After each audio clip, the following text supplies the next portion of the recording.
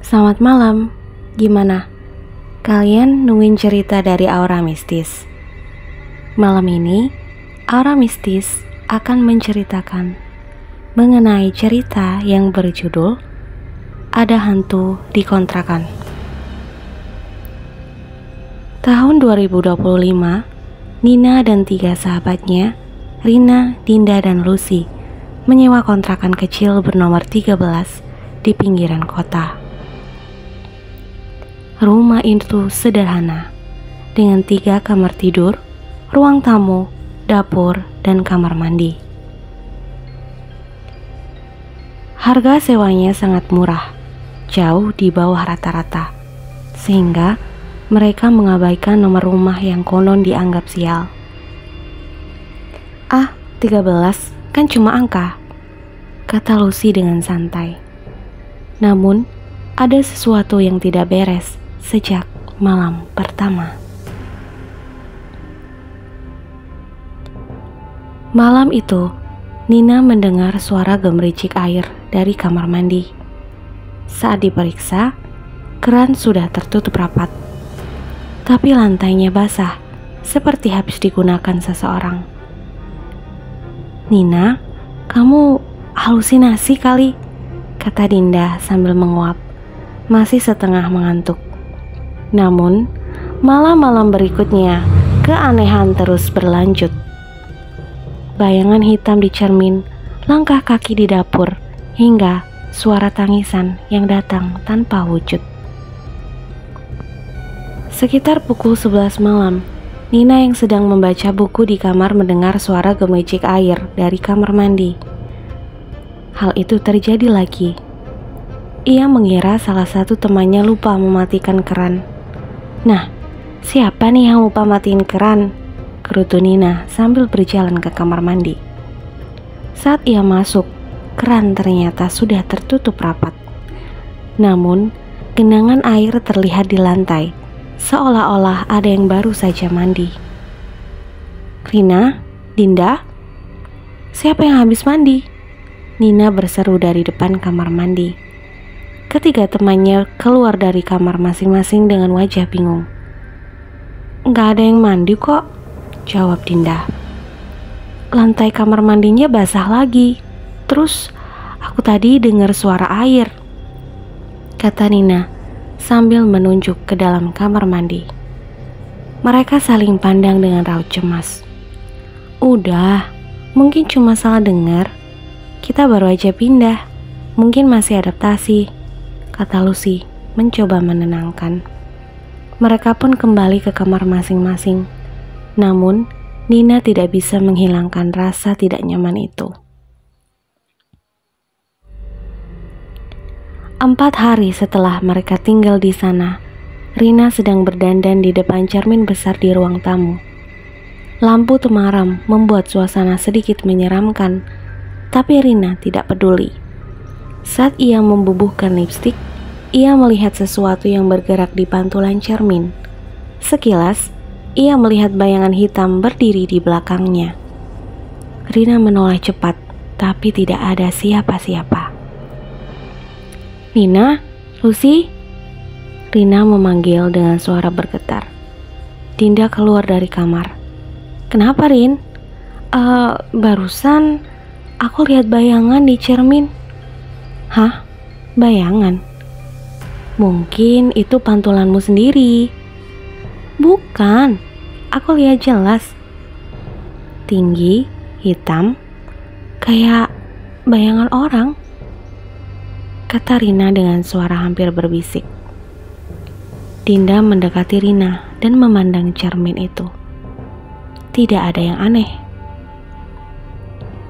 "Udah deh, kamu terlalu capek kali. Besok kita libur, tidur aja yang cukup," ujar Dinda. Rina mengangguk. Meski dalam hati ia masih merasa ada yang merasa tidak beres. Pukul 2 dini hari, Nina terbangun karena suara seperti seorang menangis. Ia mengira itu suara salah satu temannya. Jadi, ia keluar dari kamar untuk memeriksa. Namun, begitu ia sampai di ruang tamu, suara itu terdengar lebih jelas, dan sumbernya seperti berasal dari dapur. Dengan langkah hati-hati, Nina mendekati dapur. Namun, saat ia tiba di sana, suara tangisan itu tiba-tiba berhenti. "Dinda?" Nina memanggil dengan suara kecil. Tiba-tiba pintu dapur menutup sendiri dengan keras. Nina terkejut dan berlari ke kamar Lucy. "Lus, bangun Lus!" Nina mengguncang tubuh Lucy. "Ada apa sih?" Lucy mengusap matanya yang masih mengantuk. "Aku dengar suara nangis dari dapur, terus pintunya nutup sendiri," kata Nina panik. Lucy langsung terbangun. "Kamu mimpi kali?" "Enggak, aku jelas-jelas dengar. Aku takut, Lus." Lucy akhirnya menemani Nina kembali ke dapur. Tapi semuanya tampak normal. Tidak ada tanda-tanda apapun. Pada malam ke-10, keempatnya memutuskan untuk tidur bersama di ruang tamu karena semua merasa tidak nyaman tidur sendirian. Mereka membawa kasur lipat dan berkumpul sambil menonton film untuk mengalihkan perhatian. Namun, sekitar pukul 1 dini hari, listrik tiba-tiba padam. "Ah, kenapa sih listrik mati tengah malam gini?" keluh Rina. "Tenang, aku cari senter dulu," kata Lucy sambil meraba-raba mencari ponselnya. Namun, sebelum Lucy sempat menyalakan senter, terdengar suara langkah kaki dari arah kamar mandi. Langkah itu perlahan mendekat ke ruang tamu. Semua terdiam, saling pandang dengan wajah pucat. "Nina, itu kamu?" tanya Dinda dengan suara bergetar. "Bukan," jawab Nina sambil memeluk lututnya. Langkah kaki itu semakin dekat, hingga tiba-tiba sesosok wanita berpakaian putih dengan rambut panjang kusut muncul di ambang pintu ruang tamu. Matanya kosong dengan wajahnya penuh luka. Keempatnya menjerit bersamaan dan lari keluar dari rumah tanpa berpikir 2 kali.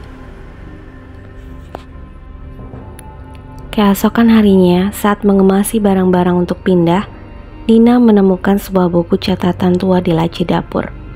Sampulnya penuh debu, tapi di dalamnya ada tulisan tangan yang rapi.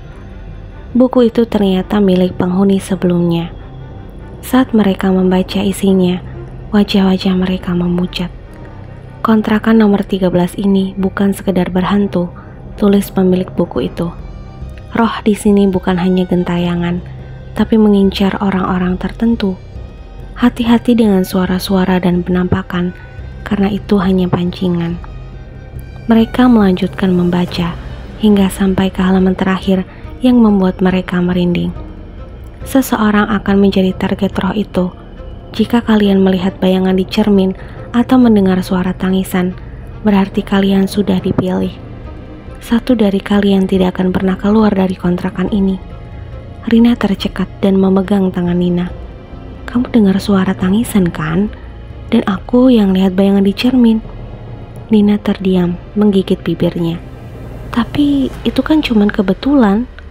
Namun, di saat itu juga, listrik tiba-tiba padam lagi. Lucy yang berdiri di dekat pintu dapur tiba-tiba merasa dingin di tengkuknya. Ia membalikkan badan dan melihat pintu dapur yang terbuka perlahan, meskipun tidak ada angin. "Dinda, kamu buka pintu tadi?" tanya Lucy gemetar. Dinda menggeleng keras. "Enggak, kita kayaknya harus keluar sekarang deh." Mereka bergegas lari keluar rumah, tapi langkah mereka berhenti saat melihat bayangan seseorang berdiri di ruang tamu, tepat di depan pintu keluar. Itu adalah sesosok wanita yang sama dengan semalam. Namun kali ini, sosok itu membuka mulutnya dan berkata dengan suara serak, "Sudah kubilang, salah satu dari kalian akan tinggal di sini selamanya." Seketika, Lucy menjerit dan pingsan di tempat. Ketiga lainnya berusaha menyeretnya keluar, tapi tubuh Lucy terasa begitu berat, seolah ada sesuatu yang menahannya. Ketika Nina menoleh untuk melihat wajah Lucy, ia tersentak. Mata Lucy yang tadi terpejam kini terbuka lebar, tapi penuh dengan tatapan kosong, seperti sesosok hantu itu. "Pergi," bisik Lucy, tapi suaranya bukan miliknya. Itu suara wanita yang sama. Setelah kejadian itu, Nina, Rina, dan Dinda berhasil keluar dari rumah itu, tapi mereka tidak pernah melihat Lucy lagi. Polisi yang mereka hubungi hanya menemukan rumah kosong tanpa tanda-tanda kehidupan, seolah Lucy tidak pernah tinggal di sana. Beberapa minggu kemudian, Nina menemukan berita lama tentang kontrakan nomor 13. Pemilik sebelumnya ternyata adalah seorang wanita bernama Luciana, nama yang mirip dengan Lucy. Wanita itu meninggal secara tragis setelah kehilangan akal akibat tekanan hidup dan dirumorkan menarik orang lain untuk menemani kesepiannya. Mereka baru menyadari bahwa sejak awal kontrakan itu bukan sekedar berhantu, tapi memang ditujukan untuk mencari korban yang baru.